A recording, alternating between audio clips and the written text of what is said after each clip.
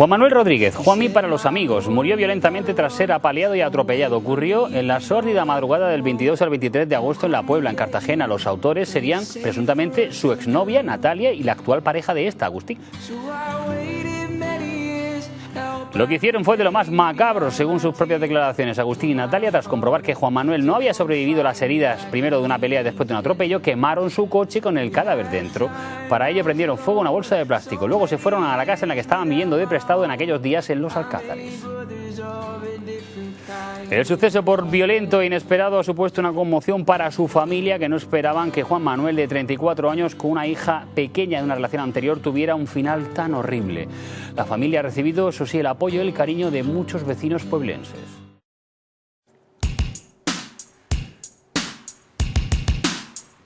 Bueno, pues ya tenemos la autopsia definitiva. Fue quemado vivo, lo decían los primeros informes, pero ya lo dicen también los últimos, como este extracto que les mostramos. Murió intoxicado por el monóxido de carbono y por la acción del fuego.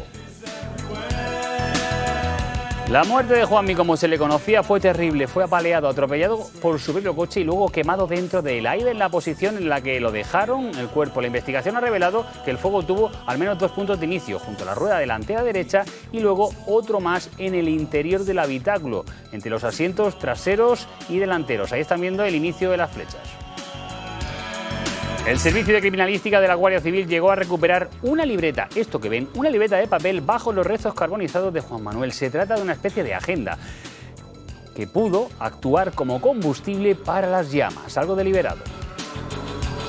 Agustín, el acusado, admitió que le golpeó con una llave inglesa y Natalia, la otra investigada, admitió que atropelló a Juan Manuel con su propio coche. Luego, creyendo que estaba muerto, le prendieron fuego. Así lo contaban y así lo recordábamos nosotros. Cuando se monta en el coche Juan Manuel, ¿estaba vivo? Sí. ¿Por qué motivo, después de coger usted el coche, en vez de dirigirse a dejarlo allí en el paraje, no se van ustedes a un hospital a llevar a Juan Manuel? Porque no quiso, yo quería ir. ¿Quién no quería ir? Agustín, por miedo. Mientras que íbamos, ya salimos de ahí, él ya estaba fallecido. Él ya desangrado por cualquier golpe, él estaba, entonces teníamos que volver otra vez al sitio donde estábamos para coger nuestras pertenencias que estaban allí. ¿Y no decidieron llevarlo a algún sitio? Ya estaba fallecido. ¿Quién decide quemar el coche con él dentro? Los dos. Los primeros informes a finales del año pasado, informes forenses sobre el caso, ya apuntaban a que algunas de las posibilidades de la muerte de Juan Manuel estarían relacionadas directamente con el incendio. Como por ejemplo que en varios tejidos analizados del cuerpo del fallecido, de la víctima, la cantidad de monóxido de carbono hallada en sangre alcanzaba el 19%, siendo menos del 5 lo normal, entre el 5 y el 20 valores que causan fatiga y mareo, de 20 a 40 intoxicación grave y de 40 para arriba letal. Que esta persona estaba viva cuando la quemaron, es decir, respiró en el foco del incendio. Lo que hace la carboxihemoglobina es que no puede transportar oxígeno, de tal manera que en una intoxicación por monóxido de carbono, la carboxihemoglobina es una molécula que no nos sirve, aunque tengamos oxígeno en el ambiente, no puede transportarlo.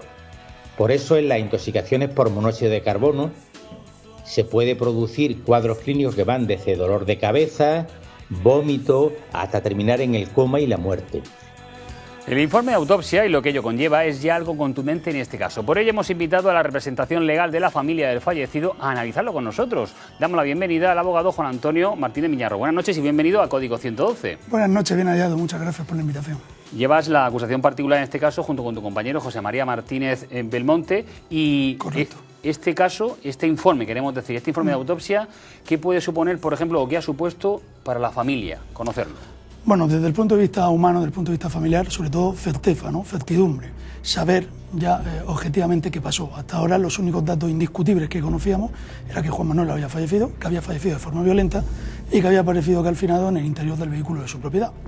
A partir de ahí la instrucción, la investigación judicial nos fue dando pistas, nos fue dando elementos de las cosas que habían pasado esa noche. Primeramente había sido agredido con un objeto contundente, después había sido trasladado a un punto de la carretera del Jimenado, ahí sufre un atropello, se le producen unas lesiones, se le vuelve a trasladar al punto inicial donde ocurren los hechos y se prende fuego. Ahora ya sabemos que la causa de la muerte real, aunque todo lo demás también haya podido influir en acelerar ese proceso de fallecimiento ha sido la intoxicación por monóxido de carbono y quemaduras por incendio. Entonces, desde el punto de vista familiar, desde el punto de vista humano, bueno, tener esa certeza, asimilar unos hechos que son dolorosos y ayuda a empezar a cerrar capítulos y a elaborar ese luto que es necesario después de unos hechos de estas características. Pero debe de ser duro asumir que Juan Manuel estaba aún en el coche con vida respirando, así lo dice el experto en forense, medicina legal y forense, sí. Y lo dicen los informes. Se podía haber intentado salvar la vida. Se podría haber intentado, se podría haber intentado. Bueno, es verdad que los investigadores lo único que se ponen de acuerdo es que ellos creían que cuando prenden fuego Juan Manuel está fallecido, pero es verdad que no hacen ninguna acción a comprobar efectivamente si vive. Alguien se podrá preguntar, bueno, pero no son expertos en medicina, pero actuaciones que podríamos hacer tú y yo, como tomar el pulso, poner un espejito para ver si hay vaho, algo de respiración, no se hace. Pero es que llegado a ese punto, todo el episodio fue claro. Un cúmulo de despropósitos, porque cuando le hieren la cabeza con la llave inglesa, ¿por qué en ese primer momento no lo llevan al médico? No, lo meten en un coche, en su coche, y lo trasladan a un punto de la carretera. Él teóricamente escapa. Quería llevarlo al centro de salud. Eso dicen, pero lo cierto es que hay una segunda pelea, después hay un atropello y encontrándose a 2 minutos en coche del centro de salud de Torre Pacheco, deciden volver al punto de origen dando unas vueltas por las carreteras del trasvase, en las cuales parece ser que se pierde. Entonces ese cúmulo de minutos, pues lógicamente fue fatal para el desenlace. Ese sería el relato del suceso tal y como se conoce dentro de la parte que llamamos de instrucción. Ahora, con este informe, ¿esto para dónde va a ir? ¿Qué va a suponer jurídicamente el hecho de que estuviera vivo cuando lo quemaron? Bueno, esto, claro, clarifica la calificación jurídica de los hechos. La acusación particular que llevamos mi compañero José María Merterni Belmonte y yo mismo, siempre hemos tenido el convencimiento personal y jurídico de que estábamos ante un asesinato. Esto lo confirma. Y además de que lo confirma, demuestra una cierta alevosía, un cierto ensañamiento, con lo cual pensamos que las penas, la horquilla de penas en las que nos movemos es en la mitad superior de la pena, es decir, en un mínimo de 20 años y un máximo de 25.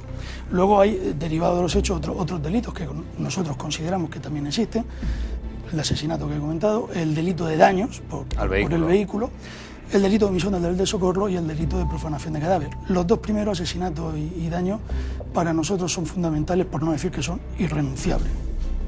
¿Pero por qué es asesinato y no homicidio? ¿Dónde estaría la alevosía? Pues meditación parece que no hay, porque todo es una especie de sucesos improvisados. Pues, ¿o no?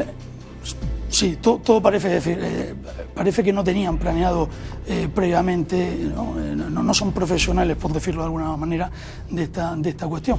Pero, es decir, toda la cadena de sucesos, ¿no? ¿Dónde está la alevosía? Pues precisamente en que se le hieren la cabeza sangra, y todas las decisiones que se van tomando van encaminadas no a intentar paliar un daño ya causado, sino a causar un daño mayor.